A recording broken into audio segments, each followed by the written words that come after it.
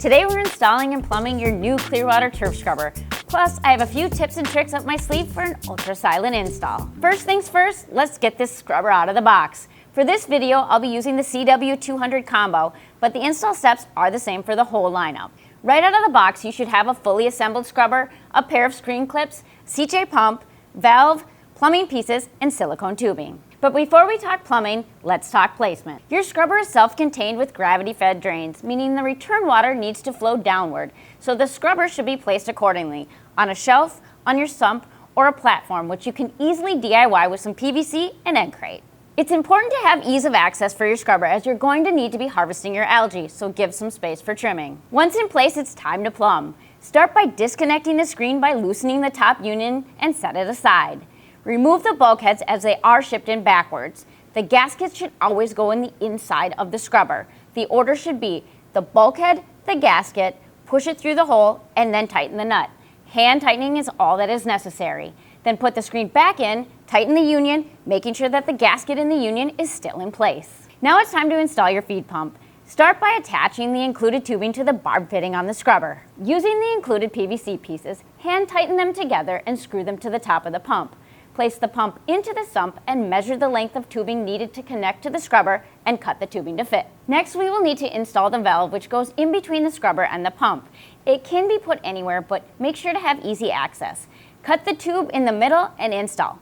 Make sure to put clamps on all connections. A quick check here, make sure all unions are tight before starting your pump. For the drains, you do have options. You can use the soft tubing and a few additional PVC pieces and can configure it in a couple different ways. Your return options include the extended elbow to soft tube, in which case you'll need the following pieces in both 1/2 inch and 1 inch.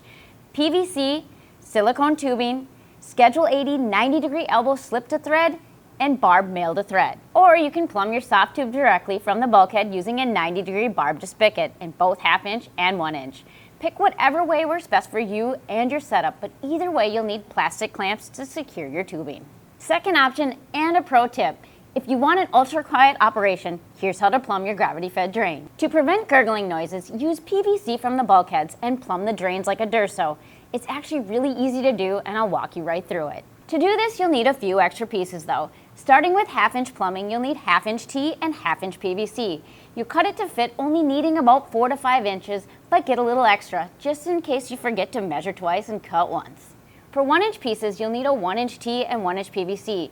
You'll cut it to fit, but depending on your placement of the scrubber, I'd recommend getting a 24 to 48 inch stick. Again, have extra and make it fun by using colored PVC. One final note, based on the placement of your scrubber and the lack of water pressure on the drains, you can pressure fit or glue the fittings. I always glue them, but it's ultimately up to you. Now that you're all plumbed up, it's time to fire up the pump and dial in the flow with the included valve. Start with your pump at 100% with the valve fully open. Dial in by turning the valve. An important note here is that most reefers start with too low a flow, trying to evenly cover the whole screen right away. However, to start, adjust the valve so that more water is flowing at the end of the spray bar, and over time as algae grows and fills in, it will balance itself out and cover the screen evenly, so don't worry. And as you see here, the turf algae that grows on the screen may not always be evenly covered, but again, not to worry, it will happen over time. A quick tip for faster, more even coverage. When you're cleaning the screen, take some of the removed turf algae and rub it on the bare spots before discarding. It will help speed up the process. And since we're talking about algae, the most common misconception with turf scrubbers is that you need a special algae to start, when in fact, there's no need to seed. So don't go looking for algae. It will happen naturally, it just takes some time. Turn on the lights and run it 24/7 until your first cleaning. Monitor your nitrates and phosphates and adjust accordingly.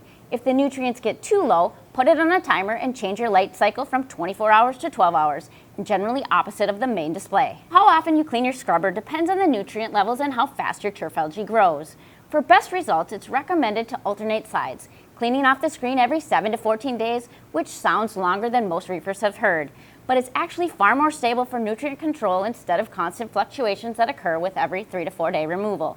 Plus, it's way less work for you. What should your algae look like? What you want is luscious, even mats of deep green turf algae. What you don't want is yellow turf algae, which could indicate you're low on iron and trace or it's getting burned.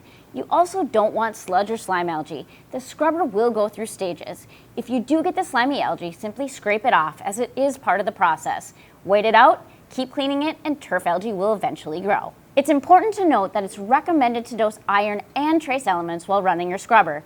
Brightwell and Red Sea have some great dosing products, which you can find right over here.